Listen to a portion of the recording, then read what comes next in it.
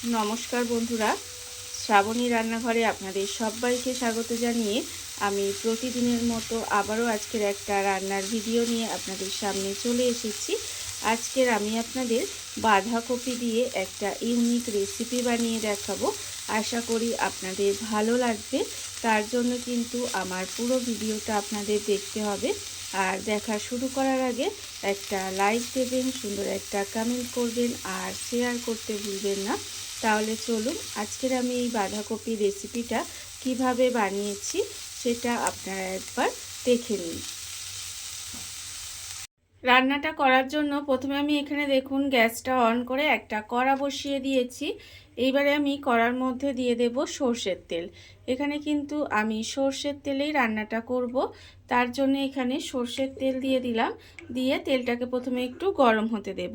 তেল কিন্তু প্রথমে খুব ভালোভাবে গরম করে নিতে হবে। আর আমি প্রতিদিনের মতো আপনাদের একটা কথাই বলবো যে প্লিজ আমার ভিডিওটা আপনারা টেনে টেনে দেখবেন না, পুরো ভিডিওটা দেখুন। আশা করি আপনাদের ভালো লাগবে। দেখুন আমি কিন্তু তেলটা এইভাবে কথা বলতে বলতে একটু গরম করে নিয়েছি। এইবারে আমি তেলের মধ্যে প্রথমে দিয়ে দেব অল্প সামান্য একটু কালো জিরে ফোড়ন দেব। কালো জিরে ফোড়ন দিলাম আর দেব এখানে একটুখানি একটা কাঁচা লঙ্কা। একটা কাঁচা লঙ্কা চিড়ে রেখেছি, সেই লঙ্কাটা দিয়ে দিলাম আর কালো জিরেটা এখানে দিয়ে দিলাম। দিয়ে ফোড়নটা প্রথমে খুব ভালোভাবে ভেজে নেব। ফোড়নটা কিন্তু প্রথমে খুব ভালোভাবে ভেজে নিতে হবে। যখন দেখবেন ফোড়ন থেকে সুন্দর একটা গন্ধ বেরোচ্ছে তখন কিন্তু আমি এর মধ্যে দিয়ে দেব, এখানে আমি রেখেছি পেঁয়াজ। এখানে একটা মাঝারি সাইজের পেঁয়াজ আমি কিন্তু এইভাবে একটু ছোট ছোট করে কুচি করে রেখেছি, সেই পেঁয়াজটা আমি এখানে দিয়ে দিলাম। পেঁয়াজটা দিয়ে পেঁয়াজটা কিন্তু প্রথমে খুব ভালোভাবে একটু ভেজে নেব, তবে একেবারে যে লাল করে ভাজবো তা কিন্তু নয়, একটু হালকা করে পেঁয়াজটা প্রথমে ভেজে নিতে হবে। আর আমার চ্যানেলের নতুন বন্ধু পুরনো বন্ধু সবাইকেই বলছি আমার তরফ থেকে অনেক অনেক ভালোবাসা। নতুন বন্ধুদের বলবো যদি আমার চ্যানেলটা সাবস্ক্রাইব করেন তাহলে পাশে থাকা বেল বাটনটা অবশ্যই প্রেস করে দেবেন, যাতে আমি যখনই কোনো নিত্য নতুন ভিডিও আপলোড করব সবার প্রথমে আপনাদের কাছে নোটিফিকেশান চলে যাবে এবং আপনারা আপনাদের সময় মতো সেটা দেখে নিতে পারবেন। আর পুরনো বন্ধুদের বলছি এইভাবে আমার পাশে থাকার জন্য, আমাকে এগিয়ে যেতে সাহায্য করার জন্য আপনাদের অসংখ্য অসংখ্য ধন্যবাদ। দেখুন পেঁয়াজটা কিন্তু আমি এইভাবে আপনাদের সাথে কথা বলতে বলতে পেঁয়াজটা সুন্দর করে ভেজে নিচ্ছি। আর পেঁয়াজ কিন্তু এখানে এইভাবে একটু হালকা করেই ভেজে নিতে হবে, আর কিন্তু এর থেকে বেশি লাল করে ভাজার দরকার নেই। পেঁয়াজ আমার এখানে ভাজা হয়ে গেছে। এইবার আমি এর মধ্যে দিয়ে দেব বাঁধাকপি। এখানে কিন্তু আমি বাঁধাকপিগুলোকে যতটা পেরেছি ছোট ছোট করে কেটে নেওয়ার চেষ্টা করেছি, মানে সরু সরু করে। সেই বাঁধাকপিগুলো কিন্তু কেটে ধুয়ে পরিষ্কার করে রেখে দিয়েছিলাম। এবার বাঁধাকপিগুলো আমি এখানে দিয়ে দিচ্ছি। বাঁধাকপিগুলো কিন্তু এখানে এইভাবে দিয়ে দিতে হবে। দিয়ে বাঁধাকপিটা আমি এই পেঁয়াজের সাথে আমি কিন্তু একটু মিশিয়ে নেব, মানে এইভাবে একটু উল্টিয়ে পাল্টিয়ে নেব। দেখুন এইভাবে কিন্তু একটু সময় উল্টিয়ে পাল্টিয়ে তারপরে কিন্তু এটাকে একটু ঢাকা দিয়ে রান্না হতে দেব। দেখুন এইভাবে একটু উল্টিয়ে পাল্টিয়ে নিচ্ছি। আপনারা তো বাঁধাকপি দিয়ে অনেক রকম রেসিপি খেয়েছেন, বা আমিও আপনাদের বাঁধাকপি দিয়ে অনেক রকম রেসিপি দেখিয়েছি, তবে এইভাবে একবার বাঁধাকপির রেসিপিটা বাড়িতে বানিয়ে দেখবেন, খেতে কিন্তু ভীষণই সুন্দর হয়। দেখুন আমি কিন্তু বাঁধাকপিটাকে একটু উল্টিয়ে পাল্টিয়ে নিয়েছি, নিয়ে এবার এটাকে একটু ঢাকা দিয়ে রান্না হতে দেব। এইভাবেই কিন্তু একটু সময় ঢাকা দিয়ে রান্না হতে দিতে হবে।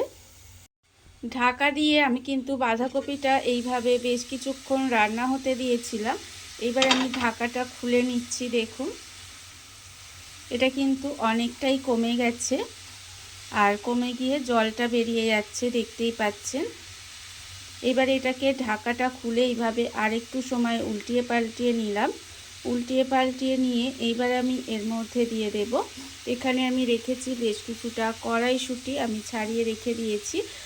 ছাড়িয়ে ধুয়ে পরিষ্কার করে সেই কড়াইশুঁটিটাও কিন্তু এর মধ্যে দিয়ে দিলাম। কড়াইশুঁটিটা দিয়ে আবারও কিন্তু এর মধ্যে খুব ভালোভাবে একটু মিশিয়ে দেব। এইভাবে কিন্তু একটু সময়টা মিশিয়ে রান্না হতে দিতে হবে। আর আমি এই সময় দিয়ে দেব, দেখুন এখানে আমি রেখেছি আন্দাজ মতো নুন দিয়ে দেব এর মধ্যে। আর দেব আমি এখানে খুব সামান্য একটু লঙ্কার গুঁড়ো। এটা কিন্তু খুব বেশি ঝাল ঝাল খেতে ভালো লাগে না, তাই অল্প সামান্য একটু লঙ্কার গুঁড়ো দিলাম। আর দেব এখানে 1 চামচ মতো, ছোটো চামচের 1 চামচ চিনি। এইবার দেখুন সমস্ত কিছু কিন্তু আবারও খুব ভালোভাবে এটা মিশিয়ে নেব। এটা কিন্তু আবারও এইভাবে একটু মিশিয়ে নিতে হবে। আর এই রান্নাটার ক্ষেত্রে কিন্তু আপনারা দেখতেই পাচ্ছেন আমি হলুদ গুঁড়োর ব্যবহার করিনি। হলুদ গুঁড়ো কিন্তু এই রান্নাটায় আমি দিই না সাধারণত। আপনারা চাইলে দিতে পারেন, তবে আমি দিই না। এইবারে দেখুন এটাকে কিন্তু খুব ভালোভাবে একটু মিশিয়ে নেব। এইভাবে মিশিয়ে নিয়ে আবারও কিন্তু এটাকে ঢাকা দিয়ে দেব। ঢাকা দিয়ে এইভাবে কিন্তু আরেকটু সময় রান্নাটা হতে দিতে হবে।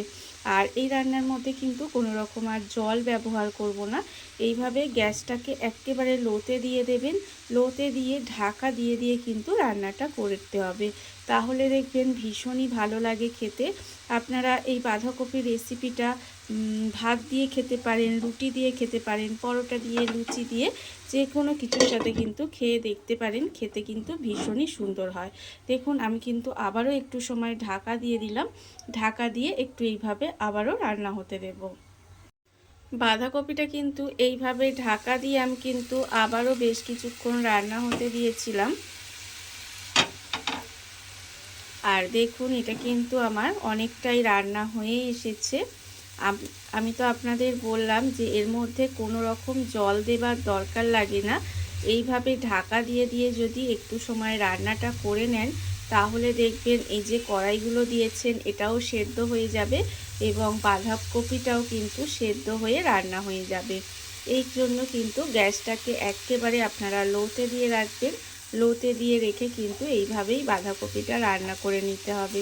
যখন দেখবেন বাঁধাকপি খেতে খেতে একঘেয়ে লাগছে, তখন কিন্তু এইভাবে আপনারা একদিন হলেও বানিয়ে দেখবেন।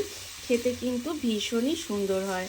দেখুন আমি কিন্তু এইভাবে আরেকটু উপর নিচ করে একটু নেড়ে ছেড়ে দিলাম, যাতে সমস্ত বাঁধাকপিগুলো সমানভাবে রান্না হয়ে যায় বা সেদ্ধ হয়ে যায়।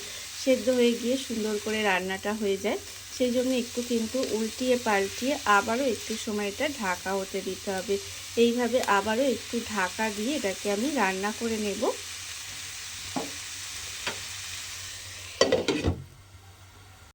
ঢাকা দিয়ে দিয়ে আমি কিন্তু এটা বেশ কিছুক্ষণ এইভাবে রান্না করে নিয়েছি। আর বারবার কিন্তু একটু একটু করে নেড়েও দিচ্ছিলাম। দেখুন রান্না কিন্তু আমার এখানে প্রায় হয়ে গেছে। আর এটা কিন্তু রান্না হয়ে গিয়ে একদম ভাজা ভাজা হয়ে গেছে, আপনারা দেখতেই পাচ্ছেন। আর এটা রান্না কতটা হয়েছে আমি আপনাদের বোঝানোর জন্য দাঁড়ান দেখুন, এই যে এখানে মটরশুঁটি আছে, মটরশুঁটিগুলো আমি আপনাদের দেখাচ্ছি যেটা কতটা নরম হয়ে গেছে। প্রচণ্ড গরম, তাও আমি একটু দেখানোর চেষ্টা করছি আপনাদের। দেখুন এই দেখুন একদম মটরশুঁটিগুলো কিন্তু নরম হয়ে গেছে।